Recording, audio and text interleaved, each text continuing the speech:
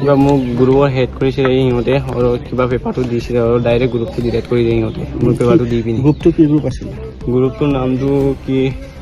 parents group বুলি আছিলে হয় নেকি ফ্ৰেণ্ডছ গ্ৰুপ ফ্ৰেণ্ডছ গ্ৰুপ কেইজন ল'ৰা আছে 7জন আছিলে তোমাক কোনে যোগাযোগ কৰিছিলে যোৱাচোন ইহঁতে নাজানো যে মই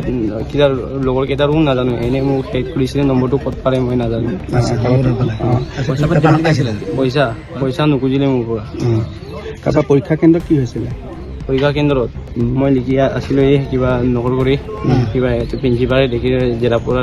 ডাইৰেক্ট ওলাই দিলে মোক দেখি পিনে তাৰপৰা তোমাক যেতিয়া লিখিত লৈছিলে তেতিয়া তুমি লিখিত লওঁতে এই কথাবিলাক কৈছিলা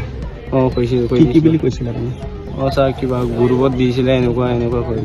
কৈ দিলে চব কথা চব কথা এই গ্ৰুপটোত কোনোবা বাহিৰৰ ল'ৰা আছিলে নেকি বাহিৰৰ ল'ৰা নাজানো যে ছাৰ এনেকৈ লখিমপুৰৰ লখিমপুৰৰ ল'ৰা আছিলে